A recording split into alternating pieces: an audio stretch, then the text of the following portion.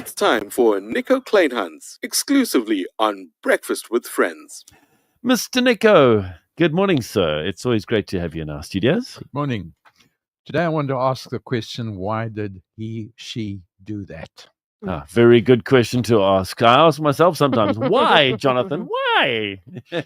Okay, let's say Kanya. Let's give him a name. Kanya came down to Cape Town and he spent a couple of weeks here, and then the time came for him to find his own accommodation. Yeah, makes sense. And on Facebook, somebody responded to one of his messages and said, I am an estate agent.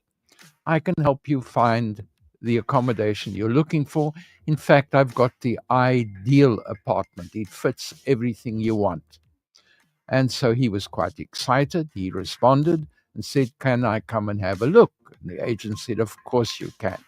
But because so many people are wanting to see that apartment, and I don't want time wasters, you've got to deposit the money for the first month's rent before I'm going to show you the apartment. Excuse me? And he said, no, I'm not going to do that. And he said, well, then you're not going to get a chance because there are other people coming today. Whoa. Now, had Kanya made the deposit, it is more than likely he would have pitched at the door and found that the agent doesn't exist. Probably. The apartment does exist, and there would probably have been other people there with the same problem. We are coming to look at an apartment that exists, but our money is gone. If anybody wants money before they show you the apartment, it's obviously a scam. But if you're 21 years old and you trust people, Exactly. What do you know? It may not look like a scam. It sounds reasonable. And I mean, after all, the person's an estate agent.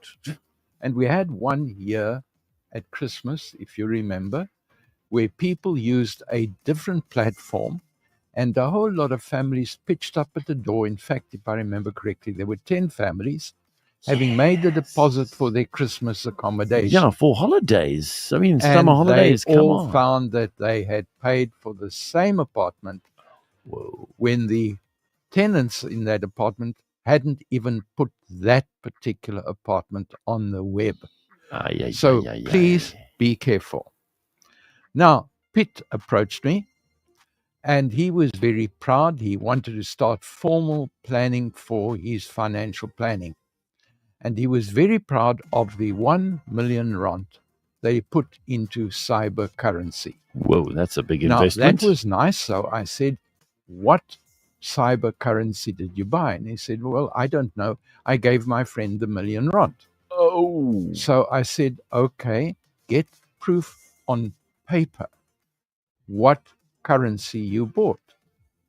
Now he has discovered he cannot be sure whether the money went into cyber currency.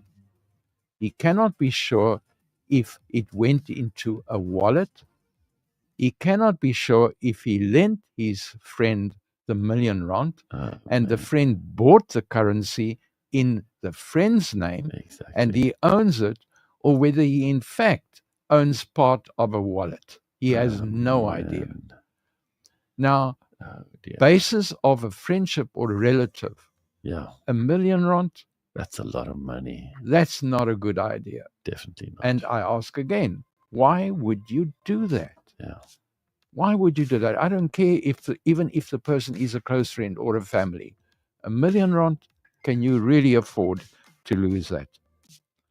A couple of months ago, a medical practitioner decided to buy a property. It was going to cost her 1 million rand, and this one appeared in the newspapers. Okay. She found a legitimate estate agent. She saw the property she wanted.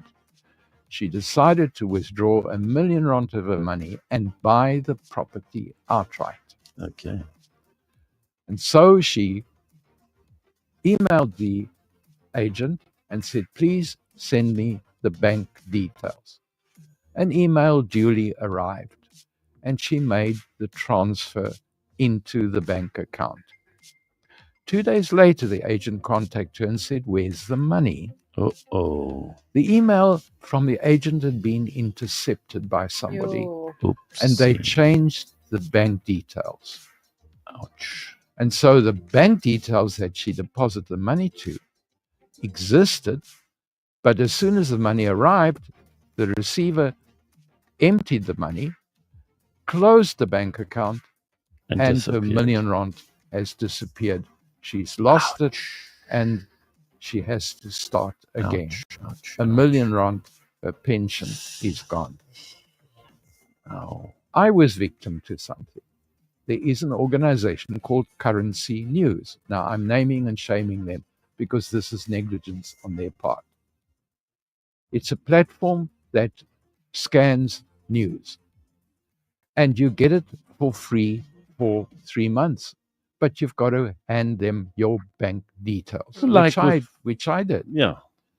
Within the 3 months, I cancelled. I received acknowledgement that it was cancelled. Yeah.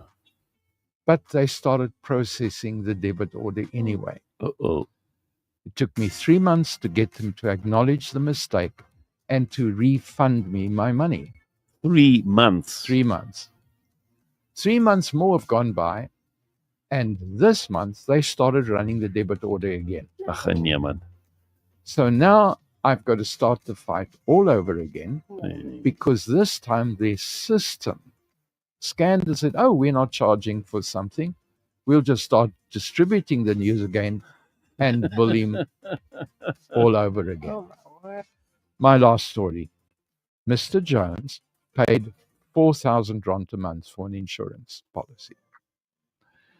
He doesn't read emails. And so he got an email saying, if you don't respond, we're going to increase the premium from 4 to 7,000 rand. He didn't respond, and the premium went up from 4 to 7,000. A year later, he got another email. He didn't respond again, from 7 to 9,000. Yo. Then he comes along and says, I need a new financial planner. We verify and we're saying, why are you spending so much money on insurance?